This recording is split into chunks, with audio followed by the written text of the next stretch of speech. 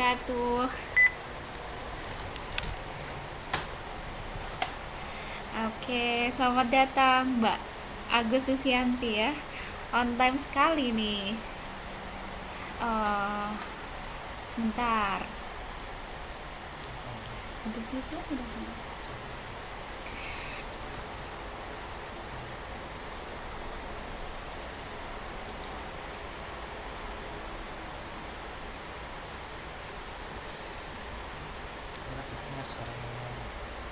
Apa suara saya bisa terdengar?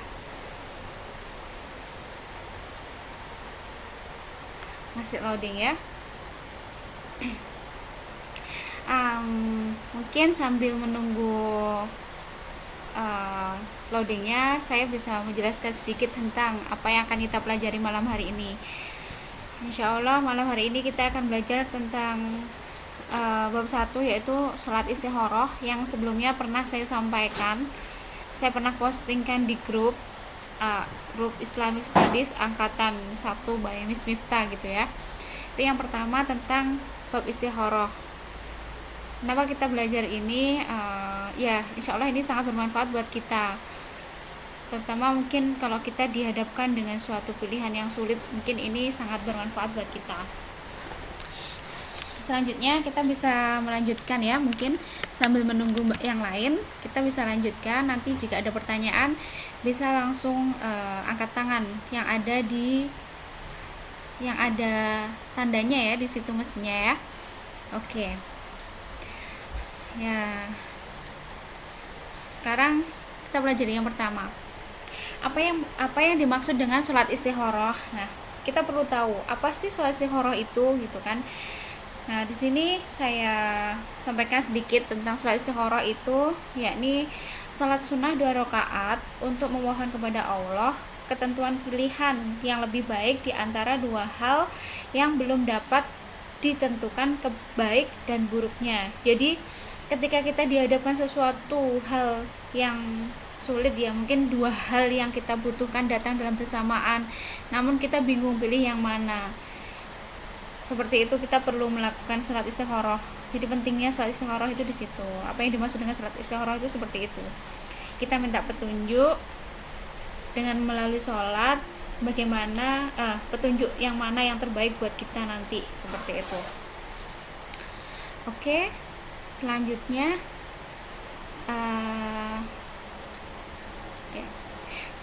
mengapa sholat istikharah itu dilakukan? Nah, mungkin teman-teman juga terlintas, kenapa sih harus sholat istikharah, kenapa kita dianjurkan untuk sholat, mengapa sholat itu banyak sekali. Nah, kita malam hari ini kita akan belajar tentang sholat istikharah dan kenapa kita harus melakukan sholat itu. Ini ada contoh. Kalian seandainya, biasanya ini ya yang dihadapi oleh ya manusia, mestinya yang hidup itu adalah pilihan, dimana kita harus memilih satu di antara dua pilihan itu, dan kita pun nggak tahu mana yang terbaik gitu kan. Nah, ini ada pilihan, contohnya karir dan jodoh. Misal seandainya kalian tuh dihadapkan dengan dua pilihan ini, pilihan mana yang akan kalian tempuh, karir kah atau jodoh kah? Nah, kita kan nggak tahu kan, apakah memang karir itu yang terbaik buat kita, atau kita pilih jodoh, itulah jodoh yang terbaik buat kita, itu kita belum tahu. Jadi yang tahu yang terbaik buat kita itu adalah Allah SWT, sehingga kita sebagai manusia dianjurkan untuk melakukan sholat ini. Itu ada keterangannya ketika seseorang yang sedang bingung menentukan masalah karir atau jodoh gitu kan. Terus yang kedua, apabila seseorang berhajat dan bercita-cita akan mengerjakan sesuatu maksud, sedang ia ragu dalam pekerjaan atau maksud itu. Jadi ketika kita itu muncul suatu keraguan, atau ketika kita itu punya harapan sesuatu yang menurut kita itu, aku pengen itu, tapi kita masih ragu-ragu, atau kita nggak tahu mana yang terbaik buat kita, nah kita perlu melakukan sholat ini, seperti itu.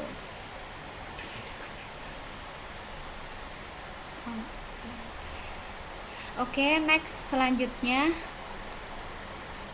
yang keempat. Oke, selamat datang Mbak Santi. Apakah suara saya bisa didengar? Ini Mbak Mbak Agus Susianti masih terputus. Oke, sambil menunggu yang lain ya, saya bisa melanjutkan sedikit. Nanti kalau seandainya ada pertanyaan bisa mengacungkan tangan ya. Oke, next. Kapan waktu mengerjakan sholat istikharah? Nah, kadang-kadang kita kapan sih sholat istikharah itu dilakukan? Kayak gimana ya, kita tahu sholat istikharah itu apa, kita udah tahu, kemudian manfaatnya untuk apa. Sekarang kita perlu tahu waktunya. Halo Mbak Santi, bisa dengar suara saya? Nah, ini Mbak Santi sudah masuk.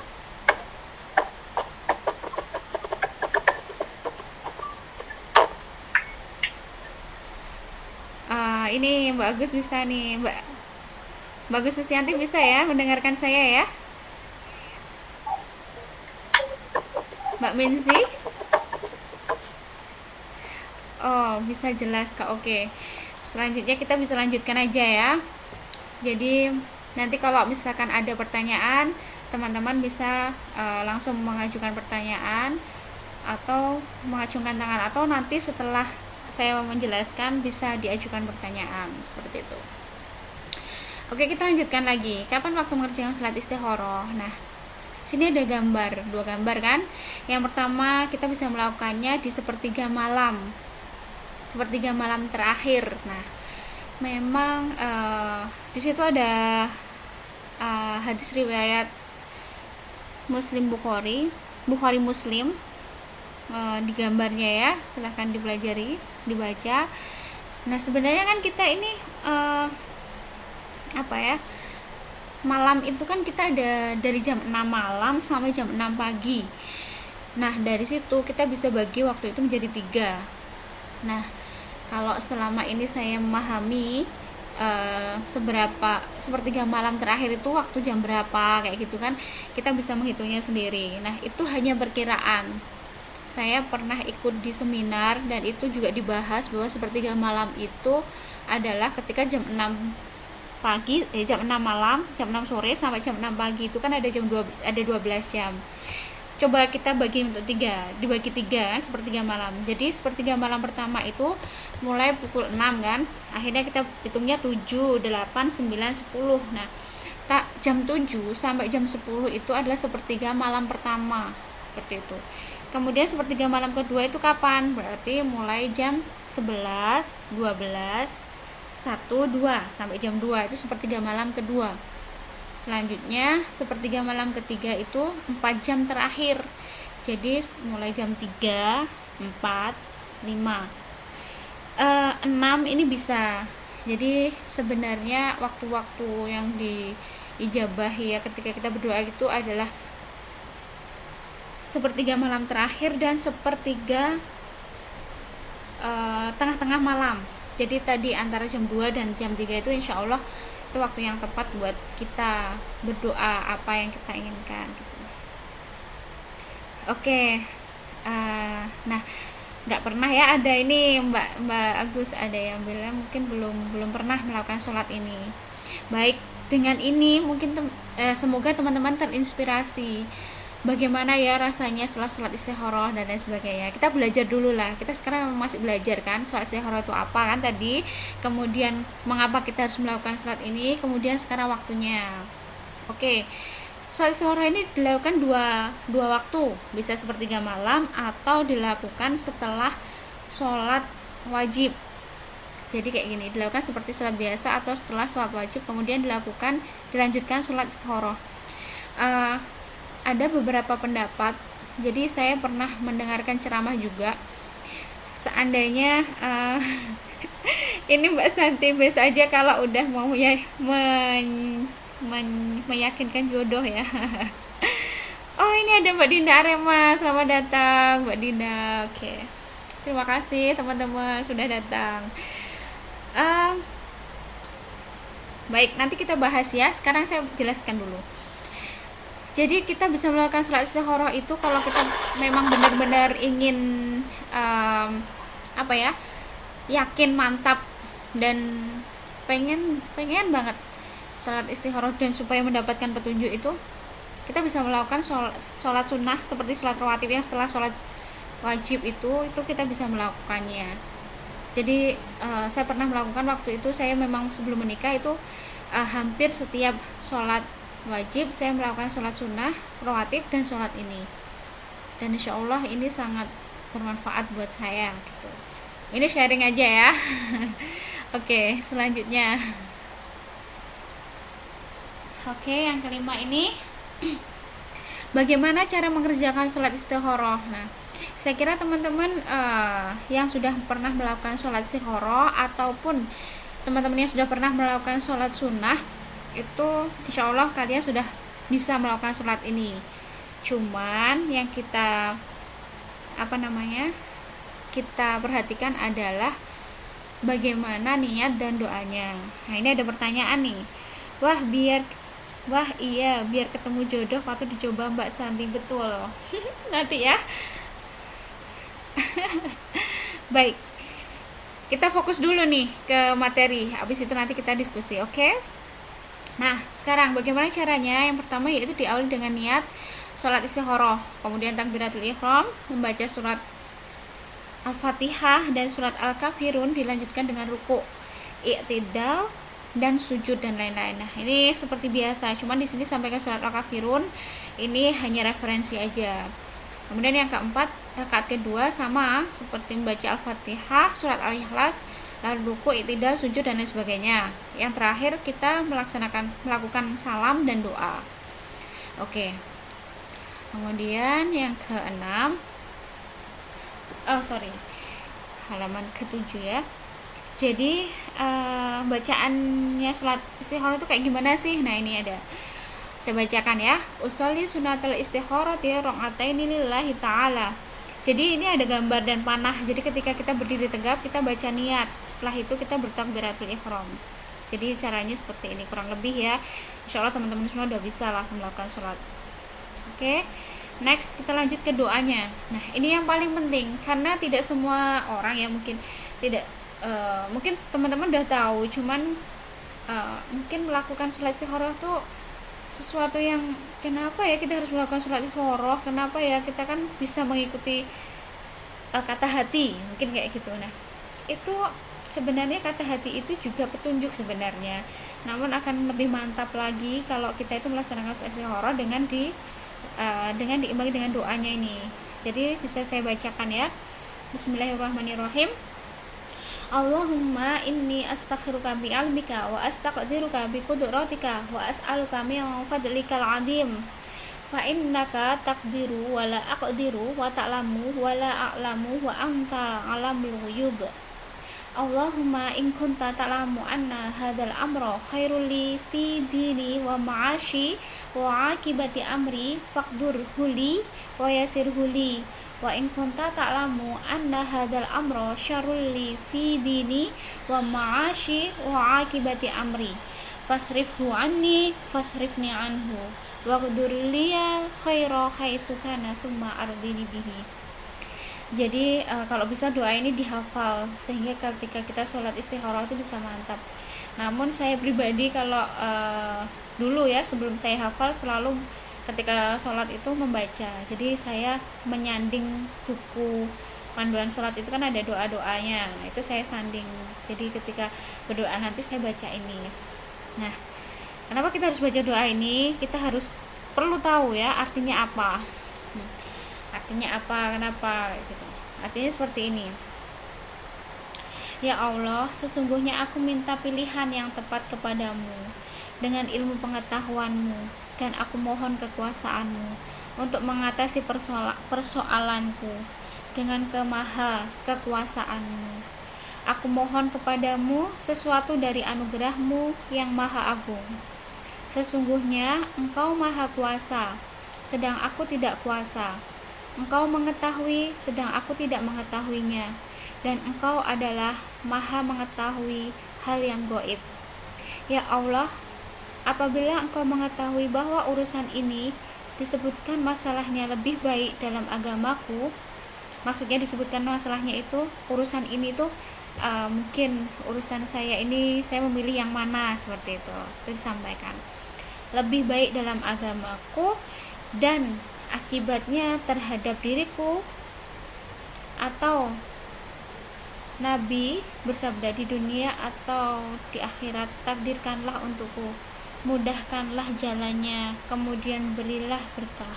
Akan tetapi apabila engkau mengetahui bahwa persoalan ini lebih berbahaya bagiku dalam agama, perekonomian, dan akibatnya kepada diriku, maka singkirkanlah persoalan tersebut dan jauhkanlah aku daripadanya. Takdirkan kebaikan untukku di mana saja kebaikan itu berada, kemudian berilah kerelaanmu kepadaku. Ya, jadi seperti inilah artinya ketika kita itu berdoa dan tahu artinya, insya Allah doa kita itu benar-benar apa yang kita harapkan, seperti itu. Nah, ini ada yang bertanya, Miss, kalau habis sholat tahajud lalu sholat istikharah itu boleh ya? Nah, ini bagus sekali. Oke. Pertanyaan pertama dulu ya, kita jawab ya. Sebentar. Oke, sudah selesai materinya. Ini ada referensi. Nanti kalian bisa baca sendiri di sini. Nanti ini akan saya upload di grupnya Islamic Studies. Jadi teman-teman nanti bisa belajar sendiri ya setelah penjelasan dari saya. Oke, mungkin kita langsung ke pertanyaan nih.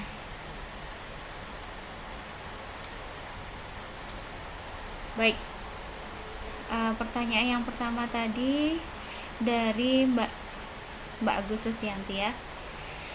Miss, kalau habis sholat tahajud lanjut sholat istikharah boleh ya? Insya Allah ini sangat boleh sekali. Jadi saya dulu pengalaman juga nih, jadi saya tuh diajarin sholat malam itu sejak kelas 6 SD. Waktu itu saya menjelang ujian nasional, saya takut sekali kalau saya nggak lulus gitu kan, apalagi ujiannya jauh, saya karena orang desa, jadi harus ke SD yang satunya lagi, nanti kalau nggak lulus malu gitu. Nah, pada waktu itu ayah saya mengajari saya sholat itu setiap malam itu 5 macam sholat. Jadi yang pertama itu sholat tahajud, itu apa yang kita harapkan, aku harus lulus kayak gitu. Terus yang kedua itu sholat istikharah, nanti kalau aku lulus aku mau lanjut di mana gitu. Jadi saya pengennya lanjut di MTS atau SMP. Waktu itu saya bingung kan, waktu masih kecil gitu kan. Jadi sama ayah saya diajari, kamu coba berdoa kepada Allah, pilih yang mana yang terbaik buat kamu gitu kan. Kemudian yang ketiga itu adalah sholat biru walidaini. Biru walidaini itu juga sholat untuk kedua orang tua saya. Waktu itu ayah saya mengajarinya doa sholat sunnah untuk mendoakan kedua orang tuanya. Kemudian sholat tasbih juga pernah, namun kalau sholat tasbih jarang. Sholat taubat, waktu itu sholat taubat itu ketika saya melakukan dosa, itu sudah diajari sama ayah saya sejak kelas 6 SD. Terus yang terakhir itu sholat witir. Jadi sebaiknya ketika setelah sholat sunnah diakhiri sholat witir. Nah, poinnya sholat istikharah itu boleh dilakukan setelah sholat tahajud, boleh kan. Sholat tahajud jelaskan dilaksanakannya sepertiga malam juga kan, jadi boleh, insyaallah seperti itu. Next, selanjutnya pertanyaan selanjutnya ini, Miss, kalau belum hafal bacaannya bawa buku pas habis sholat boleh? Nah, ini seperti pengalaman saya juga. Jadi waktu kecil itu saya memang belum hafal gitu ya, saya tidak mudah untuk menghafal doa-doa, cuman saya kalau menghafalkan surat pendek bisa. Nah, waktu kecil saya bingung harus hafalan gimana, banyak sekali. Waktu ujian akhirnya sama ayah saya itu dibelikan buku panduan sholat. Nah, di situ ada doa-doa ya, doa-doa setelah sholat gitu.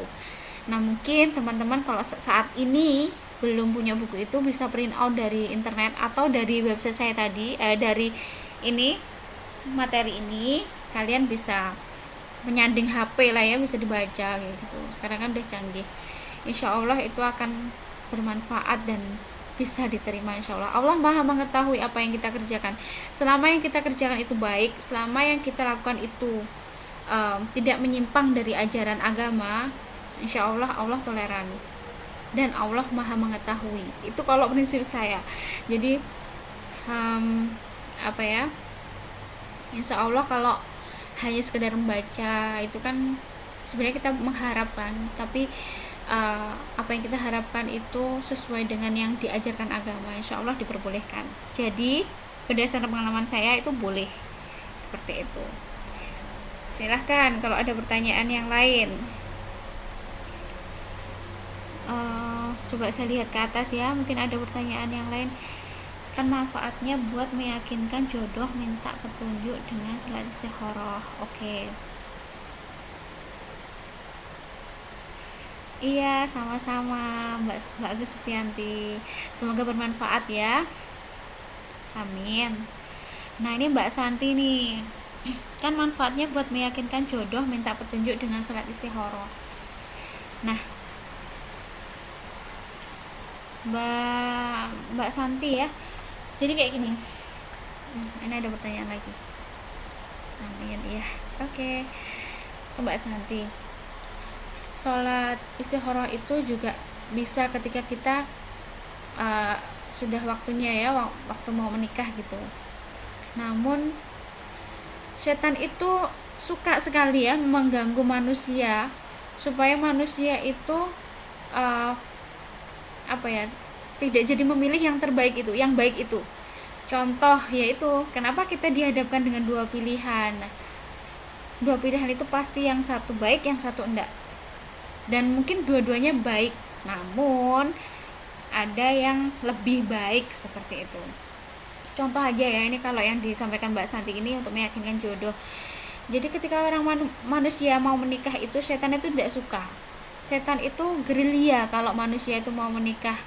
Entah itu bagaimana caranya supaya manusia itu mungkin seperti bertengkar atau dihadapkan dengan permasalahan-permasalahan atau dihadapkan dengan orang ketiga sehingga membuat manusia itu menjadi agak ragu, mungkin seperti itu ya. Jadi gimana ya, mungkin ya pernah kan ada cerita yang kita ada setan baik dan ada setan buruk itu. Jadi kita tuh sebenarnya ada dua pilihan, yang satu hitam satu putih, tinggal bagaimana hati kita ini menata dan berdoa itu tadi, mendekatkan diri kepadanya. Nah itu melalui salat istikharah ini kita insya Allah akan dituntun oleh Allah untuk mendapatkan jalan yang terbaik buat kita, seperti itu. Contoh mungkin yaitu memilih jodoh itu misal mau menikah itu kenapa harus ada dua orang yang datang, kemudian lebih malah bahkan mungkin ya, sedangkan mungkin ada orang yang sudah lama dengan kita, ada orang datang yang lebih baik, kemudian ada lagi yang jauh lebih baik lagi. Nah itu bisa jadi pilihan, bisa jadi ya itu tadi kayak semacam cobaan buat kita. Benarkah manusia ini mau menikah dengan orang ini? Benarkah manusia ini? Jadi itu memang perbuatannya setan itu mengganggu manusia supaya manusia itu tidak tidak selalu mendapatkan kebaikan. Jadi mereka iri gitu. Nah, supaya kita tidak terganggu dan tidak tidak terkecoh dengan gangguan setan itu, maka ini kita dianjurkan untuk sholat istikharah seperti itu. Dan insya Allah ketika kita setelah sholat istikharah itu kita yakin bahwa oh iya mantap, berarti memang orang ini yang terbaik buat kita. Itu bisa jadi nanti Mbak Santi kalau mau menikah coba deh ini dipraktekkan. Dan insya Allah ini bukan hanya saya aja yang bicara kayak gini. Nanti teman-teman bisa buka website, buka YouTube atau website lain lah yang terkait dengan salat istikharah. Insya Allah hampir sama penjelasannya. Oke, seperti itu. Ada lagi yang ditanyakan?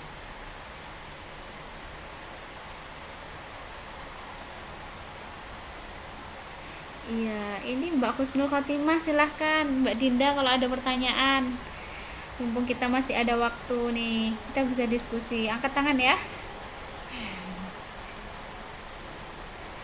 Oh, nggak ada pertanyaan, wes lanjut. Oke, ya seperti ini. Jadi memang salat istikharah itu insya Allah sangat bermanfaat. Karena saya sendiri pernah merasakannya seperti itu. Saya kalau belum pernah merasakannya belum berani bilang ya. dan saya belum pernah melakukannya, itu saya juga mungkin saya akan banyak referensi, namun ini saya menggunakan dua referensi tersebut, dan insya Allah teman-teman bisa pelajarinya di lain waktu dengan sendiri gitu. Ayo silahkan lagi kalau ada yang mau tanya. Nah ini saya malah mau lanjut ngurusi pasien, mau ngasih makan. Baik, gak apa-apa mbak, tapi saya mohon ya jangan dimatikan dulu. Jadi kalau misalkan nanti mbak Santi tinggal atau ada teman-teman yang tanya, kita bisa bahas di sini, Mbak Santi bisa mendengarkan. Nah itu insya Allah lebih bermanfaat, jadi bisa bekerja sambil belajar. Saya sebenarnya salut kepada teman-teman semua ya yang ikut di KPC ini. Salutnya itu teman-teman semua itu bisa nah ini Mbak Eva dulu, iya nggak apa-apa Mbak, silahkan dilanjutkan. Ya, saya selalu buat teman-teman semua bisa menyempatkan waktunya, menata waktunya. Jadi yang malam hari ini yang hadir 3 orang ini menurut saya adalah orang hebat, dimana kalian bisa memanage waktu kalian. Jadi waktu itu ibarat pedang, kalau kita tidak bisa memanagenya, tidak bisa mengaturnya, kita akan ketinggalan jauh. Tapi ketika kita bisa memanagenya, pedang itu akan membantu kita untuk menumpas semua masalah ya, istilahnya akan sangat membantu kita. Tapi kalau kita tidak bisa memanagenya, pedang itu akan memotong kita. Nah itu adalah bahasa kiasan. Kalau kita bisa memanage pedang itu bisa menumpas apa yang ada di hadapan kita. Misal pekerjaan kita semuanya beres, kita bisa mengikuti pelajaran ini, besok ada lagi beres ini. Nah itu kalau kita bisa memanage pedang itu. Tapi kalau kita tidak bisa memanage pedang itu, ya seperti ini, misal waktunya belajar kita nggak bisa, kemudian ya mungkin ada PR kita belum menyelesaikan. Nah, itu ibaratnya pedang yang tidak bisa memanage, yang kita tidak bisa kita manage tapi merugikan diri kita. Nah ya saya nggak perlu banyak bicara lah, kalian teman-teman bisa baca di artikel-artikel, dan ya sedikit cerita itu tadi ya, semoga bermanfaat buat teman-teman semua. Intinya saya memang sangat bangga dengan kehadiran teman-teman semua, walaupun hanya ada 3 orang, dan teman-teman yang lain ya. Semoga dari 3 teman-teman ini bisa memotivasi teman-teman yang semua untuk bisa memanage waktu dan pedangnya ya. Setiap orang punya pedang ya, pedang waktu. Jadi bagaimana kita memanagenya supaya kita bisa terbantu dari pedang itu. Ada pertanyaan lain mungkin, silahkan Mbak Agus Susianti.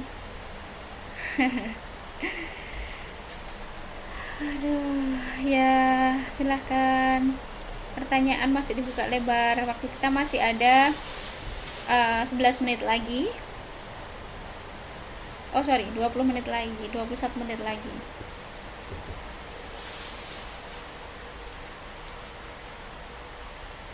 Oh ya, saya pernah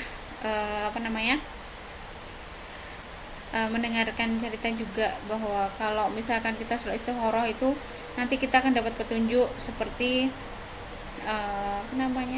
oh Mbak Amini datang, selamat datang Mbak Amini. Alhamdulillah, terima kasih sudah datang ya. Jadi saya lanjutkan ya. Kalau sholat istikharah itu, setelah sholat istikharah kita akan dapat petunjuk, mungkin akan diberi petunjuk mimpi atau yang lainnya. Nah sebenarnya itu tidak mesti ketika kita sholat istikharah setelah itu dapat mimpi, itu tidak semuanya pasti seperti itu, tidak. Namun Allah itu punya rencana macam-macam, punya cara sendiri-sendiri. Mungkin orang ini dipertemukan dengan mimpi, kemudian yang lain itu segala sesuatu itu dipersulit gitu ya. Kalau kita sudah kita dihadapkan 2 hal, hati kita misalkan condong ke A gitu, ternyata di A ini dipersulit terus, berarti itu adalah petunjuk ya. Sometimes itu petunjuk ya gitu. Tapi ya gitu, tetap kita harus istikharah lah, kita harus minta petunjuknya. Jadi biar kita itu tahu mana yang terbaik buat kita.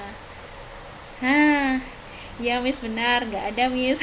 Ada Miss mau nanya sesuatu tapi oke oke, silahkan Mbak. Saya sangat, mumpung ada waktu nih, kita bisa sharing, silahkan. Jadi ini ada cerita teman saya waktu itu mau menikah. Dia itu dihadapkan dengan dua orang. Yang satu itu teman kerjanya satu kantor, yang satunya itu adalah dijodohkan dari keluarganya. Waktu itu dia teman dekat saya, dia cerita, saya bingung pilih yang mana. Orang ini yang sering, yang dekat dengan saya tahu kesehariannya gitu kan, yang teman kerjanya.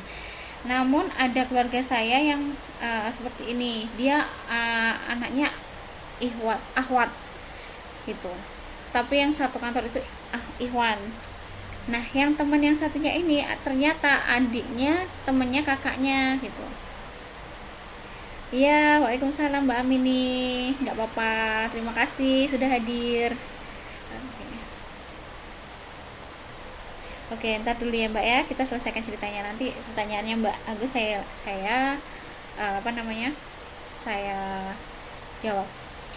Nah, setelah itu dia beristikharah, ya Allah berikanlah petunjukmu, yang terbaik buat saya itu yang mana.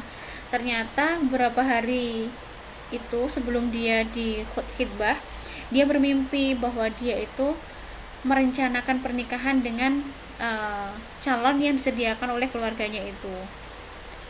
Dan finally akhirnya dia sudah mantap dengan hasil istikharahnya. Memang saya harus menikah dengan A, maka yang B ini ditinggalkan, dan dia sudah yakin bahwa keluarganya memberikan yang terbaik buat dia. Dan sekarang dia sudah menikah dan punya anak, namanya itu Rizky, sehingga anaknya pun dikasih nama Rizky. Nah itu contoh salat istikharah seperti itu.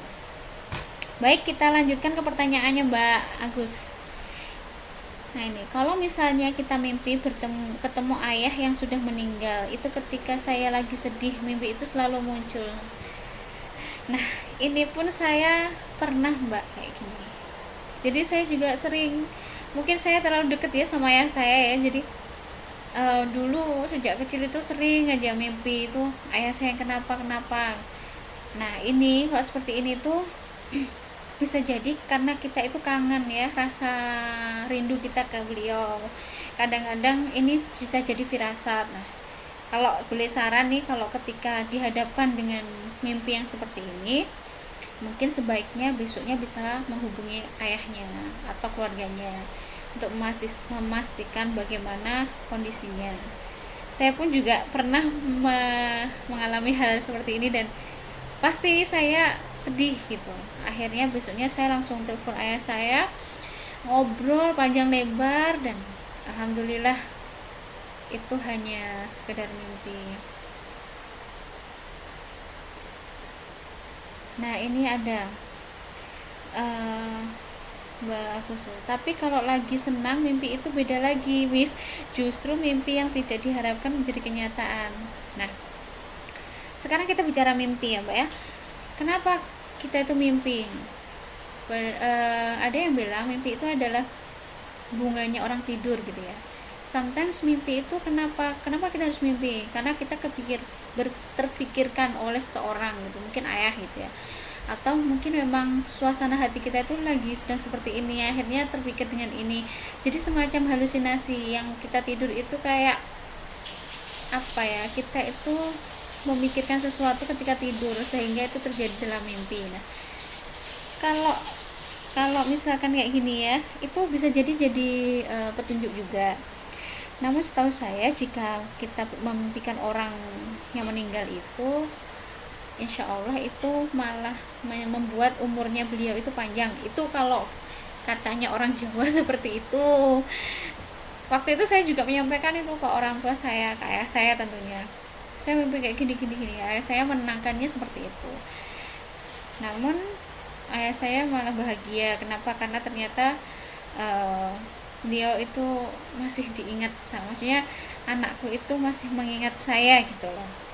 Dan alhamdulillah sampai sekarang beliau masih sehat. Dan untuk itu kita di sini itu kan jauh ya dari orang tua. Kalau bisa kita bisa komunikasi itu lanjut dengan orang tua kita, entah itu 1 minggu sekali, 2 minggu sekali, atau 1 bulan sekali, itu insya Allah wajib sebelum kita menikah, dan bahkan setelah menikah pun itu juga wajib.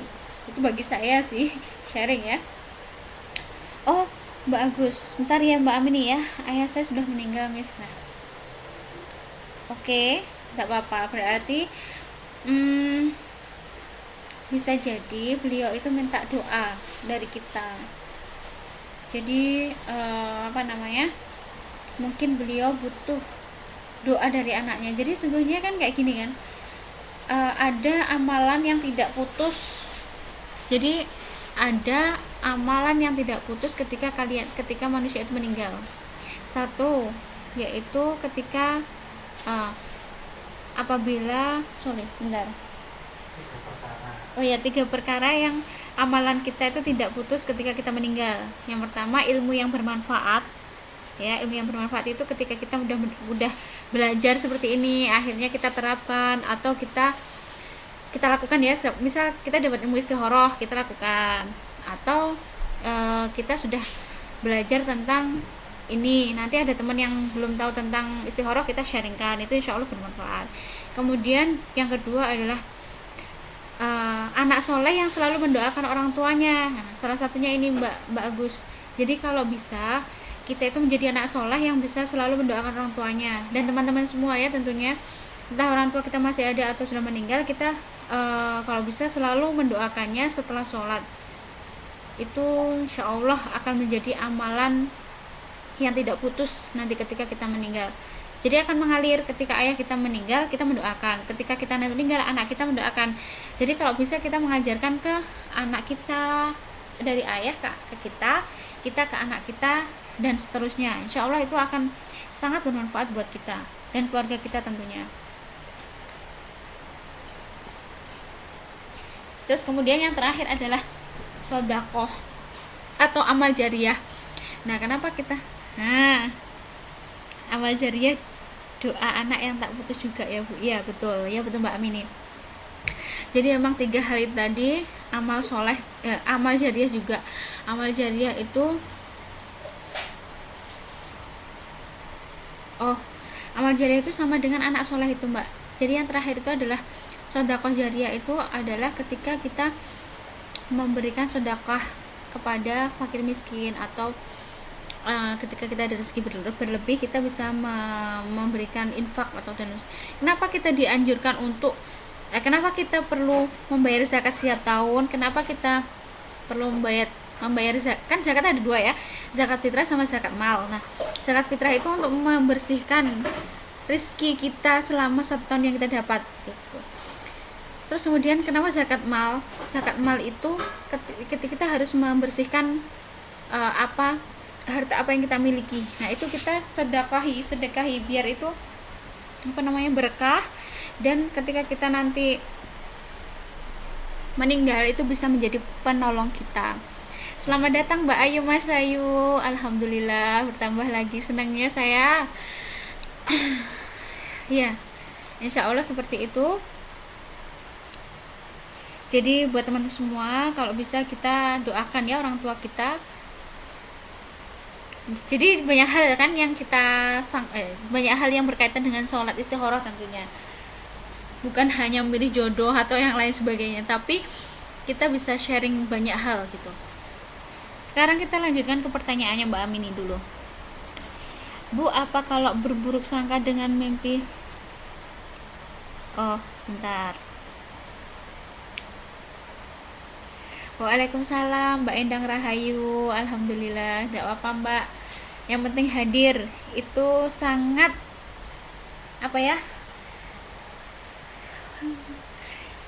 saya sangat senang sekali. Maksudnya saya bangga gitu dengan teman-teman semua yang sudah menyempatkan hadir pada malam hari ini. Saya salut ketika teman-teman itu bisa menyempatkan dan memanage waktunya. Padahal waktu jam segini kan belum waktunya istirahat, tapi teman-teman bisa hadir. Walaupun itu beberapa menit yang akhir itu buat saya itu sangat saya sangat bangga gitu, saya sangat senang gitu. Alhamdulillah. Nggak apa-apa Mbak, disambi-sambi aja, karena nggak apa-apa. Yang penting teman-teman itu bisa apa ya, bisa mendapatkan apa yang disampaikan oleh tutor, apa yang disampaikan oleh gurunya itu teman-teman bisa menangkap itu sebenarnya harapan saya pribadi sih. Gak apa-apa mbak, saya sangat senang, bahkan ya walaupun hanya 8 menit, walaupun hanya 5 menit nggak apa-apa, tapi yang penting hadir, itu saya sangat bangga sekali dengan teman-teman semua. Ya, kelewat nih tadi pertanyaannya nih. Kita ke Mbak Amin dulu ya, Mbak Agus. Bu, kalau berburuk sangka dengan mimpi berdosa? Ya berdosa dong, berburuk sangka itu kan berdosa, gitu kan, dengan mimpi berdosa. Maksudnya gimana Bu? Apa kalau berburuk sangka dengan mimpi berdosa? Mbak Amin ini mohon dijelaskan dulu pertanyaannya ya. Nah, sambil mendengarkan pertanyaannya Mbak Amini yang tadi, kita jawab pertanyaannya Mbak Agus selanjutnya.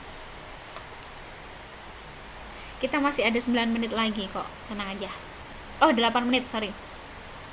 Kalau misalnya kita mimpi bertemu ayah yang sorry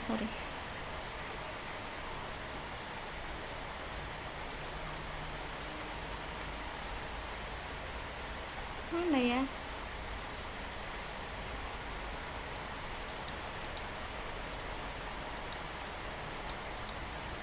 maaf Mbak, ini tadi saya baca pertanyaannya. Ini Mbak Agus ya, maksudnya begini Miss, istilah almarhum ayah saya tidak suka melihat saya sedih, jadi ketika saya sedih beliau selalu hadir di mimpi saya. Nah itu tadi saya bilang kan, kalau mimpi itu bukan hanya sekedar bunganya orang tidur, bisa jadi itu bisa menjadi petunjuknya kita gitu ya. Jadi mungkin benar apa yang disampaikan ayahnya Mbak Agus dulu, beliau tidak suka kalau Mbak Agus itu sedang bersedih gitu ya. Dan itu saya pernah juga merasakan. Waktu itu ayah saya sakit, posisi saya di Surabaya tapi ayah saya di rumah ya, di desa gitu. Beliau itu sakit dan semua keluarga tidak memberitahu ke saya, tapi batin saya ini kok rasanya nggak enak gitu. Waktu saya telepon ternyata ayah saya operasi, dan itu memang benar terjadi. Maka dari itu Mbak Agus ya, kalau boleh saran itu ya, didoakan terus tiap hari supaya beliau tenang, supaya beliau bahagia melihat Mbak Agus bahwa putrinya yang berada di jauh dari keluarga ini, selain berprestasi ya di hal yang lain gitu ya, itu juga benar-benar menuntut ilmu, kemudian benar-benar menjadi anak yang soleh yang selalu mendoakan orang tuanya, amal jariahnya kayak gitu. Itu insya Allah beliau akan sangat bangga sekali, walaupun beliau sudah nggak ada di dunia ini, namun beliau bisa merasakan itu, insya Allah seperti itu. Nah ini lanjut ya pertanyaannya ke Mbak siapa nanti, bawahnya Mbak Dinda. Mbak Dinda,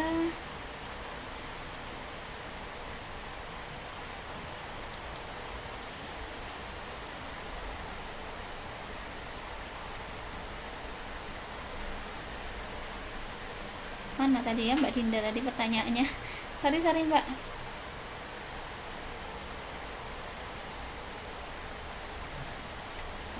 Ya waktu kita terbatas ya teman-teman semua, jadi kalau bisa kita apa namanya,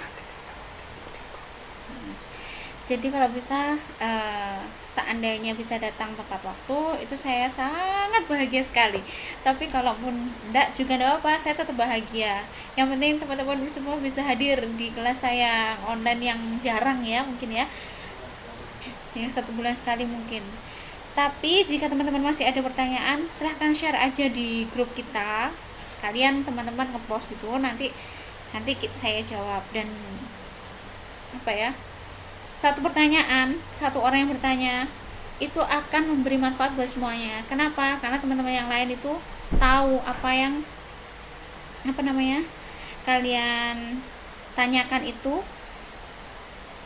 jadi mereka bertambah ilmunya gitu.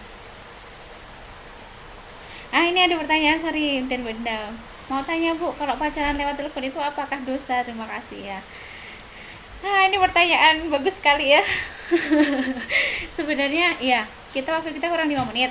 Nanti kalau misal kurang 2 menit, kalau misalnya masih ada pertanyaan, teman-teman bisa Nanti ini grup ini akan saya share, teman-teman bisa mengajukan pertanyaan tadi ya di posting ya, biar nanti saya bisa jawab. Gak apa-apa, itu grup kita semua, itu hanya yang bisa lihat itu cuma kita angkatan 1.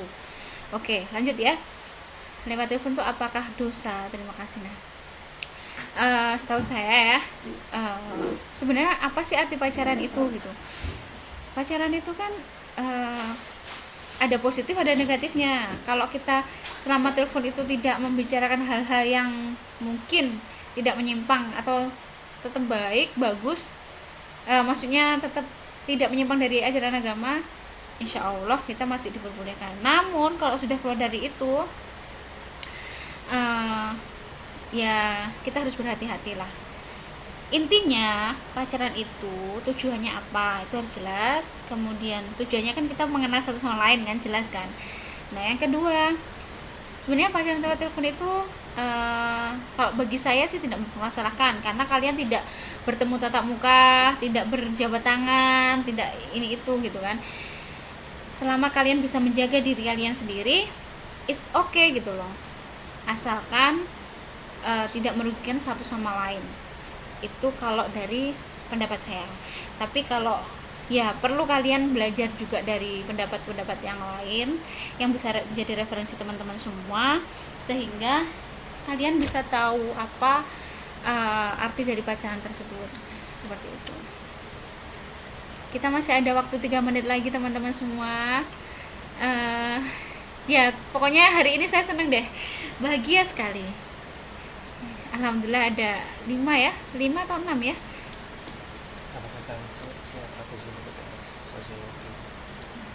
Oh iya, tadi saya baca jadwal ya, angkatan 1 habis ini mau UTS ya. Semangat ya.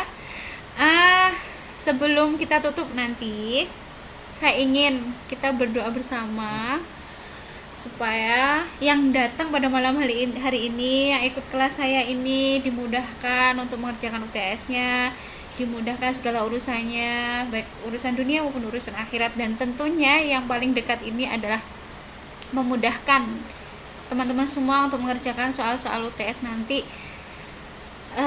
Untuk itu mari kita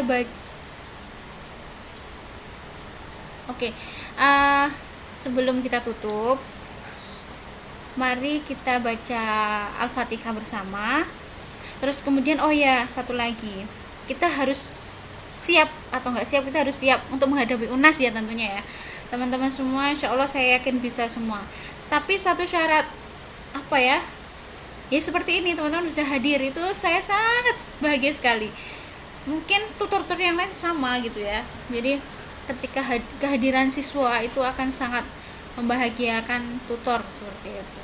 Saya pun sendiri pribadi senang sekali gitu. Oke, waktu kita tinggal 1 menit. Mari kita baca Al-Fatihah bersama. Kita mulai dari sekarang ya. Semoga ya Allah, semoga teman-teman semua yang hadir pada malam hari ini dimudahkan segala urusannya, dimudahkan bagi mereka untuk menyelesaikan soal UTS-nya, dimudahkan segala urusannya baik urusan dunia maupun di akhirat. Al-Fatihah. Bismillahirrahmanirrahim. Alhamdulillahirrahmanirrahim. Maliki yaumiddin. Iyyaka na'budu wa iyyaka nasta'in. Ihdinas siratal mustaqim. Shiratal ladzina an'amta 'alaihim ghairil maghdubi 'alaihim waladdallin. Amin ya rabbal alamin. Thank you very much. Terima kasih teman-teman semua. Sampai jumpa di acara selanjutnya ya. Pertemuan selanjutnya. Semoga teman-teman semua bisa istiqomah untuk melanjutkan belajar di KPC ini. Sampai jumpa. Waktu kita tinggal 7 detik. Wassalamualaikum warahmatullahi wabarakatuh. Bye bye. Alhamdulillahirabbil alamin.